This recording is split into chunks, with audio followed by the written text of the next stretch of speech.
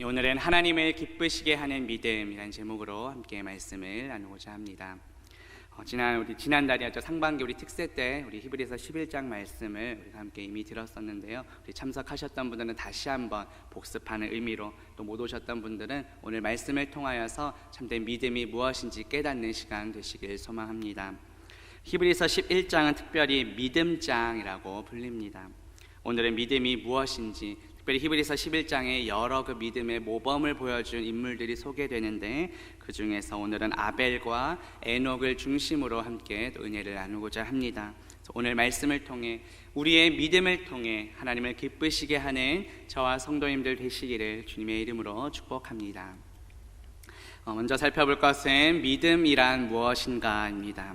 오늘 본문 1절 말씀 보시면 앞부분에 보니까 믿음은 바라는 것들의 실상이요 라고 말씀합니다. 히브리서 기자는 이 믿음의 본질에 대해, 믿음이 무엇인가 정의를 내리고 있습니다. 그런데 1절 말씀 전체는 모두 현재형으로 되어 있습니다. 헬라어에서 이 현재 시제는 그냥 한 번만 딱 하고 끝나는 것이 아니라 계속해서 지속되는 것을 표현할 때 사용합니다. 따라서 믿음이 이러이러한 것입니다 라고 설명할 때 이 현재형으로 썼다는 것은 이 말씀이 시대를 초월하여 단지 신약시대뿐만 아니라 오늘날 우리에게까지 영원토록 변치 않는 진리라는 것을 의미합니다. 먼저 믿음은 바라는 것들의 실상이요 라고 말씀합니다. 이 실상으로 번역된 헬라어 휘포스타시스는 휘포와 스타시스 두 단어의 합성어입니다. 이미 담임 목사님께서 특세 때도 설명해 주셨듯이 이 휘포는 무엇 아래에, 그리고 스타시스는 서 있다라는 뜻입니다. 종합하면 우리 안에 서 계시는 예수 그리스도이십니다. 믿음은 곧 예수 그리스도이십니다. 예수 그리스도는 하나님의 본체이십니다. 예수 그리스도는 하나님의 본질이십니다. 하나님의 본체이시며 본질이신 예수 그리스도께서 우리 안에 서 계신다. 이것이 바로 믿음입니다. 1절 후반부에 보시면 믿음은 보이지 않는 것들의 증거라고 말씀합니다. 믿음은 우리의 눈으로 볼 수 없는 일들의 증거라고 말씀합니다. 우리가 눈으로 볼 수 있고 확인할 수 있는 것, 또 합리적으로 설명이 가능한 것, 또 과학적으로 이미 검증이 끝난 사실들에 대해서는 누구나 그것을 믿는 것이 어렵지가 않습니다. 하지만 우리 눈에 보이지 않는 일들이나 또 아직 이루어지지 않은 그 미래의 일들에 대해서 그 하나님의 약속에 대한 것은 우리의 믿음이 반드시 필요합니다. 여기서 증거라고 번역된 이 헬라어 엘렌코스는 증거 그리고 확신이라는 뜻입니다. 우리 안에 서 계신 예수 그리스도께서 확실하게 증거하신다는 의미입니다. 예수 그리스도는 하나님의 그 약속의 말씀을 다 성취하셨습니다. 하나님의 말씀이 육신이 되어 우리 가운데 오신 분이 바로 예수 그리스도이십니다. 그래서 1절 말씀을 종합해보면 믿음은 우리 안에 서 계신 예수 그리스도께서 강력하게 증거하시는 것입니다. 그렇다면 지금 내 마음속에는 누가 계십니까? 오직 예수 그리스도 한 분만으로 충만하게 되기를 소망합니다. 그렇다면 우리는 무엇을 증거하고 있습니까? 오직 예수 그리스도의 말씀만을 증거하기를 소망합니다. 우리 안에 서 계신 예수 그리스도께서 강력하게 증거하신다는 이 믿음을 갖고 살아가는 저와 성도님들 되시기를 주님의 이름으로 축복합니다. 보면 2절 말씀 보시면 선진들이 이로써 증거를 얻었느니라고 말씀합니다. 선진들이란 문자 그대로 직역하면 더 나이가 많은 사람들이란 뜻입니다. 성경에서는 보통 노인이나 장로로 번역이 됩니다. 고대 헬라어에서는 더 존경받는 사람을 가리킬 때도 사용합니다. 고대 사회에서 장로들은 많은 경험과 또 탁월한 지혜 덕분에 높은 존경과 또 권위를 부여받았습니다. 오늘 본문에서의 선진들은 이스라엘 조상들을 가리킵니다. 구약시대 하나님을 향한 그 믿음을 가지고 살았던 여러 조상들을 가리킵니다. 오늘 살펴볼 아벨과 또 에녹을 비롯하여 이 히브리서 11장 전체에 나오는 모든 믿음의 사람들을 가리킵니다. 하나님께서는 그들의 믿음을 인정하고 또 증거하셨습니다. 선진들은 믿음으로 말미암아 증거를 얻었다고 말씀합니다. 이 증거란 단어에서 영어의 순교자라는 단어가 유래되었습니다. 이후에 살펴볼 아벨 역시 순교자에 해당합니다. 역사적으로 많은 순교자들을 통해 복음이 전파되었고 우리는 그 복음의 빚을, 사랑의 빚을 지고 있습니다. 우리는 모두 예수 그리스도의 증인입니다. 이제 여러 선교사들의 그 믿음의 선배들을 통해 받은 그 복음을 이제 우리가 전해야 합니다. 땅 끝까지 이르러 주님의 증인으로서의 사명을 감당하는 저와 성도님들 되시기를 주님의 이름으로 축복합니다. 본문 3절 보시면 믿음으로 모든 세계가 하나님의 말씀으로 지어진 줄을 우리가 아나니 보이는 것은 나타난 것으로 말미암아 된 것이 아니니라고 말씀합니다. 우리가 잘 아는 대로 태초에 하나님께서는 말씀으로 천지 만물을 창조하셨습니다. 그런데 창조는 실제 우리의 눈으로 보지는 못했던 일이지요. 역사가 기록되기 훨씬 이전에 일어났던 일입니다. 따라서 우리가 하나님을 창조하셨다는 것은 우리에게 반드시 믿음이 필요합니다. 하나님의 그 창조에 대한 인식은 오직 믿음을 통해서만 가능합니다. 여기에 나오는 모든 세계라 하는 것은 공간적인 그런 지역인 뿐만 아니라 시간적인 의미도 포함됩니다.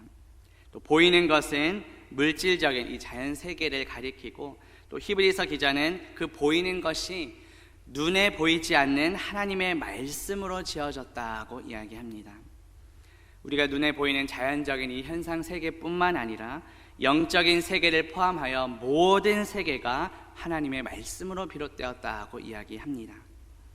우리 인간은 어떠한 재료가 있어야만이 무언가를 만들어낼 수 있습니다. 하지만 하나님께서는 아무것도 없는 무에서 유를 창조하셨습니다. 모든 세계는 하나님의 통치와 다스림 아래에 있습니다. 우리는 하나님 나라 백성입니다. 하나님 나라가 무엇입니까? 예수 그리스도께서 왕 되시며 예수 그리스도께서 통치하시는 곳, 그것이 바로 하나님 나라입니다. 내가 왕 되고 내가 주권의식을 갖는 것이 아니라 오직 예수 그리스도께서 왕 되시며 예수님께서 주인 되시는 예수님의 통치와 다스림을 받는 저와 성도님들 되시기를 주님의 이름으로 축복합니다. 두 번째로 살펴볼 내용은 바로 아벨의 믿음입니다. 보면 4절 말씀 보시면 믿음으로 아벨은 가인보다 더 나은 제사를 하나님께 드림으로 의로운 자라시는 증거를 얻었으니 하나님이 그 예물에 대하여 증언하심이라. 그가 죽었으나 그 믿음으로써 지금도 말하느니라 말씀합니다. 앞서 1절부터 3절까지는 우리가 믿음이 무엇인지에 대해 살펴보았습니다. 한마디로 정의하자면 믿음은 곧 예수 그리스도이십니다. 이제 히브리서 기자는 그 믿음의 삶을 살았던 여러 선진들, 우리 믿음의 조상들을 소개해 줍니다. 그 중에 첫 번째는 바로 아벨입니다. 아벨은 앞서 설명드린 것처럼 최초의 순교자입니다.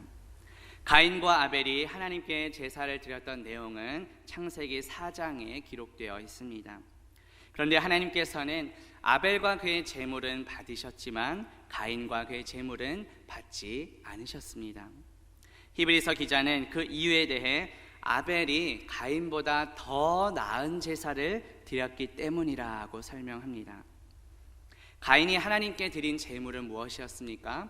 창세기 4장 3절에 보면 세월이 지난 후에 가인은 땅의 소산으로 제물을 삼아 여호와께 드렸다고 말씀합니다. 이 땅의 소산을 직역하면 그 땅의 열매들 중에서 드렸다는 뜻입니다. 가인은 그의 직업이 농부였기 때문에 자신이 농사지어 얻은 열매를 그 중에 일부 구별하여 하나님께 제물로 드렸습니다. 그 열매들 종류가 어떤 것이었는지 또 얼마나 많이 드렸는지에 대해서는 성경은 말하고 있지 않습니다. 반면에 아벨이 드린 제물은 무엇이었습니까? 창세기 4장 4절에 보면 아벨은 자기도 양의 첫 새끼와 그 기름으로 드렸더니 여호와께서 아벨과 그의 제물은 받으셨으나라고 말씀합니다. 아벨은 양의 첫 새끼와 그 기름을 구별하여 하나님께 제물로 드렸습니다. 아벨의 직업은 목자였기 때문에 자기의 짐승 떼 중에서 일부를 하나님께 바친 것입니다. 여기서 기름으로 번역된 이 히브리 단어는 살찐이라는 뜻도 있습니다. 가장 맛있는 부분을 가리킵니다. 하나님께 가장 좋은 것을 구별하여 드리려고 했던 아벨의 마음이 나타납니다. 다시 말해 양의 첫 새끼들로부터 가장 좋은 한 마리와 그 기름을 드렸다는 뜻입니다. 아벨은 자기 양떼의 첫 새끼들 중에서 최상의 것과 또 그 기름진 것들을 취하여 하나님께 제물로 드렸습니다. 이처럼 가인과 아벨 두 사람은 각자 자신이 나름대로 제물을 택하여 하나님께 제사를 드렸는데 하나님께서 보여주신 반응은 서로 상반됩니다. 아벨과 그의 제물은 받으셨지만 가인과 그의 제물은 받지 않으셨습니다. 그 이유가 무엇일까요? 먼저는 가인과 아벨의 그 제물의 차이입니다. 아벨은 속죄의 희생 제물을 가져왔습니다. 자신은 죽어 마땅한 죄인임을 인정하고 아주 귀중한 이 희생 제물을 통하여 하나님의 그 용서와 은혜와 자비를 받기를 바라는 마음이 담겨져 있습니다. 반면에 가인은 자신이 결실했던 그 예물들 중에 그냥 단순한 감사 예물인 땅에서 나는 열매를 가져와서 제물로 드렸습니다. 그 예물은 순결한 가운데 바쳐야 할 예물이었습니다. 하지만 가인의 예물에는 죄의 고백도 전혀 없었고 또 죄를 용서받고자 하는 대속에 대한 생각도 전혀 없었습니다. 이처럼 가인과 아벨이 드린 제물에 먼저 차이가 있습니다. 그 제물을 드린 가인과 아벨의 인격에도 차이가 있었는데 이것이 사실 더 큰 차이점입니다. 아벨은 하나님 앞에서 선을 행하는 가운데 자신의 소산물 중에 최상의 것으로 정성 어린 제사를 드렸습니다. 반면에 가인은 선을 행하지 못하는 가운데 제사를 드렸기 때문입니다. 창세기 4장 7절에 보면 내가 선을 행하면 어찌 낯을 들지 못하겠느냐 선을 행하지 아니하면 죄가 문에 엎드려 있느니라 죄가 너를 원하나 너는 죄를 다스릴지니라 하고 말씀합니다. 하나님께서는 예배하는 그 아벨의 태도에서 의로움과 믿음을 보셨기에 아벨과 그의 제물을 받으셨습니다. 하지만 가인의 태도에서는 선이 없었습니다. 악한 행위만을 보셨기 때문에 가인과 그의 제물은 받지 않으셨던 것입니다. 사도 요한 역시 가인이 아벨을 쳐 죽인 이유에 대해 이렇게 이야기합니다. 신약성경 요한일서 3장 12절에 보면 가인같이 하지 말라 그는 악한 자에게 속하여 그 아우를 죽였으니 어떤 이유로 죽였느냐 자기의 행위는 악하고 그의 아우의 행위는 의로움이라고 말씀합니다. 가인이 동생 아벨을 살해한 이유가 무엇입니까? 가인은 악한 자인 사탄에게 속해 있었기 때문입니다. 악한 자는 처음부터 불법한 자요 거짓의 아비인 사탄을 가리킵니다. 사탄은 하나님을 대적하다가 쫓겨난 존재이지요. 그래서 다른 사람들도 하나님을 대적하게끔 유혹합니다. 예수님을 배반했던 가룟 유다 역시 그의 마음에 사탄이 들어감으로써 사탄의 도구가 되었습니다. 그렇다면 우리는 어떠한 마음으로 하나님을 예배해야 할까요? 하나님 앞에 우리는 어떠한 예배자로 서야 하겠습니까? 아벨은 믿음으로 가인보다 더 나은 제사를 드렸습니다. 우리는 믿음으로 하나님을 예배해야 합니다. 앞서도 믿음은 예수 그리스도임을 말씀드렸습니다. 따라서 우리는 오직 예수 그리스도를 통해 하나님께 나아가야 합니다. 하나님께로 나아갈 수 있는 유일한 길은 오직 예수 그리스도이십니다. 우리는 예수 그리스도의 피를 힘입어 하나님의 보좌 앞에 담대히 나아가게 되었습니다. 하나님께서는 아벨의 그 믿음의 제사를 기뻐 받으셨습니다. 오늘날도 우리가 예수 그리스도를 의지하여 하나님을 예배할 때 하나님께서 우리의 예배도 기쁘게 받으실 줄로 믿습니다. 창세기 4장 말씀을 자세히 보면 하나님께서는 단지 예물만 받으신 것이 아니었습니다. 아벨과 그의 제물을 받으셨습니다. 그러나 가인과 그의 제물은 받지 않으셨습니다. 따라서 예배할 때 물론 우리가 드리는 예물도 중요하지만 먼저는 우리의 전 인격이 하나님께로 온전히 나아가야 합니다. 몸은 우리가 예배당 안에 지금 앉아있지만 우리의 마음과 생각이 다른 곳에 빠져서는 안 됩니다. 우리의 온 마음과 정성을 다해 전심으로 하나님의 예배해야 합니다.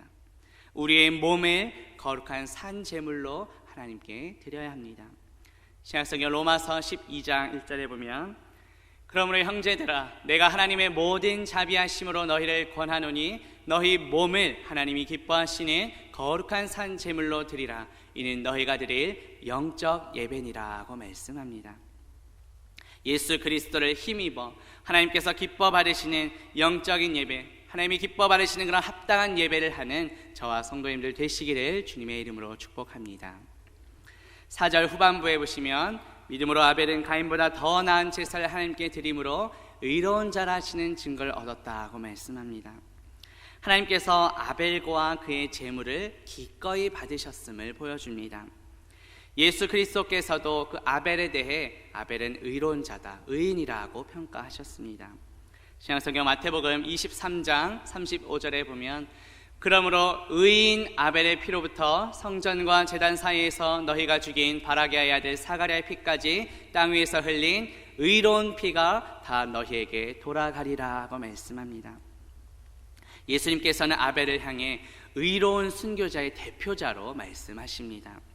아벨은 죽었지만 그의 믿음은 결코 죽지 않았습니다. 가인은 아벨을 죽이는 데는 성공했을지 몰라도 그의 믿음, 그의 의로움까지는 죽일 수 없었던 것입니다. 그러므로 아벨은 죽었지만 믿음을 통해서 지금까지 말하고 있습니다. 성경은 우리에게 무엇을 말씀하신 것입니까? 아벨은 죽었지만 오늘날도 계속해서 우리에게 그 믿음에 대한 좋은 교훈을 준다는 뜻입니다. 종교개혁자 마틴 루터는 살아 생전에 형도 가르칠 수 없었던 아벨이 죽은 이후에는 자신의 믿음과 모범에 의해 온 세계를 가르치고 있다고 해석합니다. 아벨은 믿음으로 하나님께 가인보다 더 나은 제사를 드렸습니다. 그 결과 하나님으로부터 의로운 자라는 증거를 얻었습니다. 하나님께서 아벨의 그 신앙, 아벨의 믿음을 인정해 주신 것 때문에 아벨은 악한 자에게 속했던 형 가인에 의해 죽임을 당했습니다. 결국 순교자가 되었습니다. 그러나 그 죽음은 결코 허망한 것이 아니었습니다. 히브리서 기자는 그 믿음으로써 지금도 말한다고 기록합니다. 그런데 이 아벨의 피보다 더 나은 것을 말하는 피가 있습니다. 그 피가 무엇일까요? 신약성경 히브리서 12장 24절에 보면 새 언약의 중보자이신 예수와 및 아벨의 피보다 더 나은 것을 말하는 뿌린 피니라고 말씀합니다. 히브리서 기자는 예수 그리스도의 피와 아벨의 피를 서로 비교해서 설명합니다. 최초의 순교자 아벨의 피는 무엇이었습니까? 자신의 억울함을 호소하고 원수를 갚아주도록 요청하는, 호소하는 피였습니다. 창세기 4장 10절에 보면 내 아우의 핏소리가 땅에서부터 내게 호소한다고 말씀합니다. 반면에 예수 그리스도의 피는 무엇입니까? 하나님과 원수된 우리를 하나님과 다시 화목하게 하신 피입니다. 하나님께 나아갈 수 있는 새로운 길을 열어준 피입니다. 예수 그리스도께서 흘리신 그 피로 말미암아 하나님과 원수였던 우리는 다시 하나님과 화목하게 되었습니다. 신약성경 히브리서 10장 19절 20절에 보면 우리가 예수의 피를 힘입어 성소에 들어갈 담력을 얻었나니 그 길은 우리를 위하여 휘장 가운데로 열어놓으신 새로운 살 길이요 휘장은 곧 그의 육체니라고 말씀합니다. 가장 의로우신, 의로움 그 자체이신 예수 그리스도께서 우리를 위해 십자가에서 피 흘려 죽으셨습니다. 그래서 하나님께서는 예수 그리스도의 의로움을 보시고 우리도 의롭다고 여겨주십니다. 이 모든 것은 우리의 공로가 아니요 전적인 하나님의 은혜입니다. 우리에게 새로운 살 길을 열어주신 예수 그리스도의 그 피, 그 은혜에 감사하는 저와 성도님들 되시기를 주님의 이름으로 축복합니다. 마지막 우리 세 번째 살펴볼 내용은 바로 에녹의 믿음입니다. 본문 5절 말씀 보시면 믿음으로 에녹은 죽음을 보지 않고 옮겨졌으니 하나님이 그를 옮기심으로 다시 보이지 아니하였느니라. 그는 옮겨지기 전에 하나님을 기쁘시게 하는 자라 하는 증거를 받았느니라고 말씀합니다. 히브리서 기자가 이제 믿음의 선진으로 소개하는 두 번째 인물은 바로 하나님과 동행했던 에녹입니다. 에녹은 우리가 잘 아는 대로 이 땅에서의 죽음을 보지 않고 하늘로 옮겨진 사람입니다. 하나님께서는 에녹을 땅에서 산채로 옮기셨습니다. 하나님께서는 왜 에녹을 산채로 하늘로 데려가셨던 것일까요? 에녹은 믿음으로써 하나님을 기쁘시게 하는 사람이었기 때문입니다. 5절 후반부에 보면 그는 옮겨지기 전에 하나님을 기쁘시게 하는 자라는 증거를 받았다고 말씀합니다. 우리 인간의 육신은 흙에서 왔기 때문에 반드시 흙으로 돌아가게 됩니다. 그렇다면 에녹이 하늘로 옮겨졌을 때의 모습은 어떠했을까요? 이에 대해 사도 바울은 하늘에 속한 형체와 땅에 속한 형체는 다르다고 설명합니다. 신약성경 고린도전서 15장 40절과 44절에 보면 하늘에 속한 형체도 있고 땅에 속한 형체도 있으나 하늘에 속한 것의 영광이 따로 있고 땅에 속한 것의 영광이 따로 있으니 육의 몸으로 심고 신령한 몸으로 다시 살아나나니 육의 몸이 있은즉 또 영의 몸도 있느니라고 말씀합니다. 또 이어서 고린도전서 15장 50절부터 51절에 보면 혈과 육은 하나님 나라를 이어받을 수 없고 또한 썩는 것은 썩지 아니하는 것을 유업으로 받지 못하느니라. 보라, 내가 너희에게 비밀을 말하노니 우리가 다 잠잘 것이 아니요 마지막 나팔에 순식간에 호련히 다 변화되리라고 말씀합니다. 에녹이 하늘로 들려 올려져 갈 때에 이 땅에서 입고 있던 이 육적인 몸을 그대로 가지고 간다는 것은 불가능합니다. 육신은 흙에서 왔기에 흙으로 돌아가야 하기 때문입니다. 이 사도 바울의 말씀에 따르면 하늘에 속한 형체와 땅에 속한 형체는 전혀 다릅니다. 따라서 에녹이 하늘로 들려져 올라갈 때 그 과정에서 신비스러운 변화를 체험했다고 볼 수 있습니다. 순간적인 변화를 체험했고 고린도전서 15장 51절 말씀처럼 순식간에 호련히 변화된 것입니다.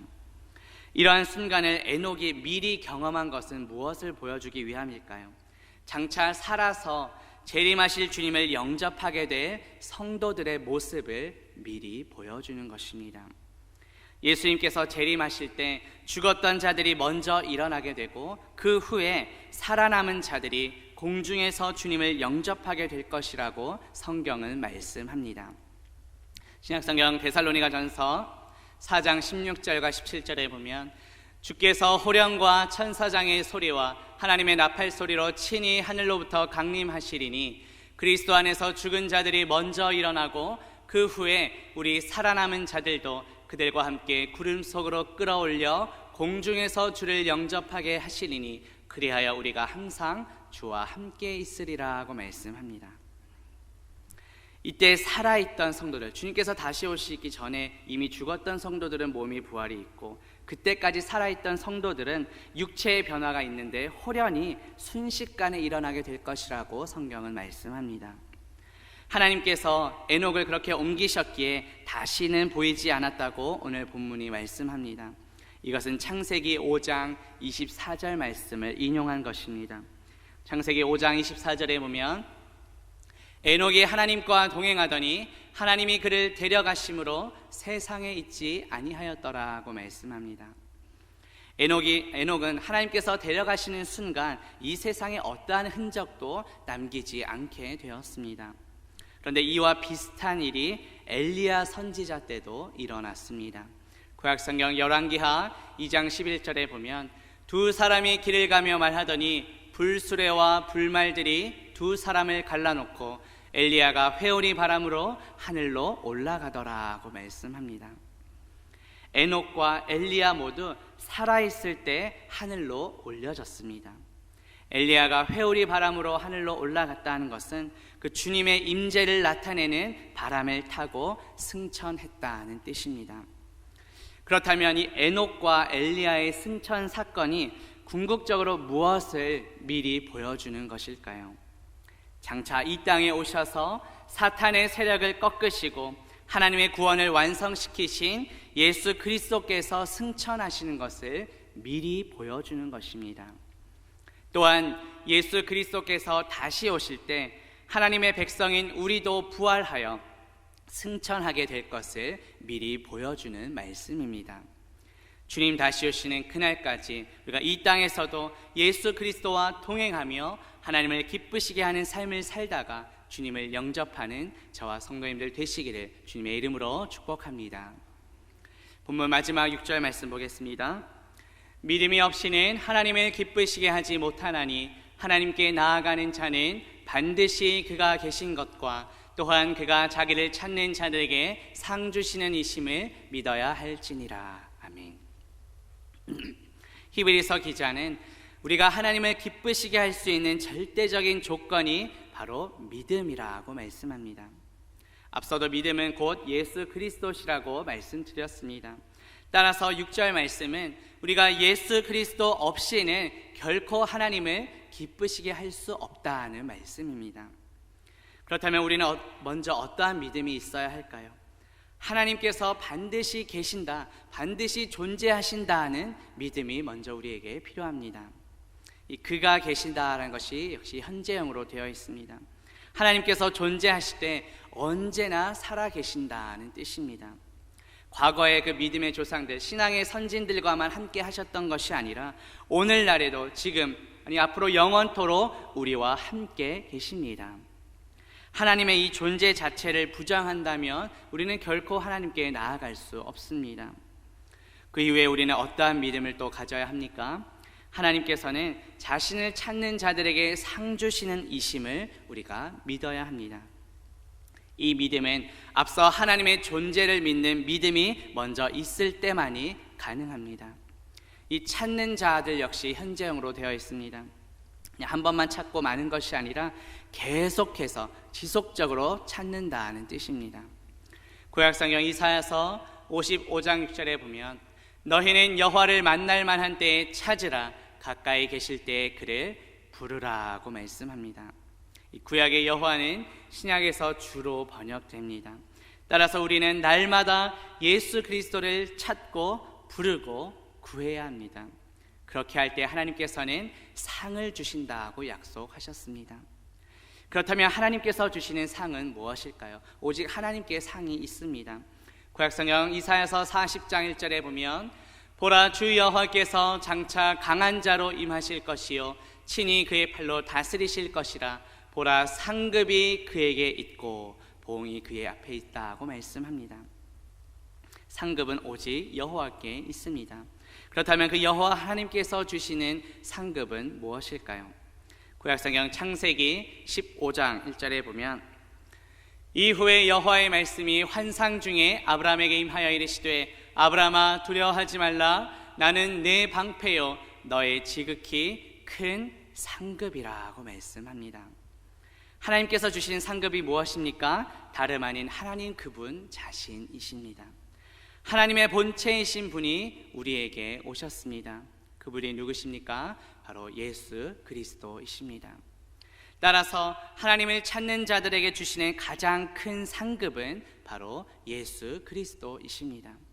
하나님께서는 예수 그리스도를 우리에게 보내주심으로 가장 큰 상급을 우리에게 주셨습니다. 우리는 무엇을 찾고 무엇을 구하며 살고 있습니까? 우리가 원하는 상급은 무엇인지요?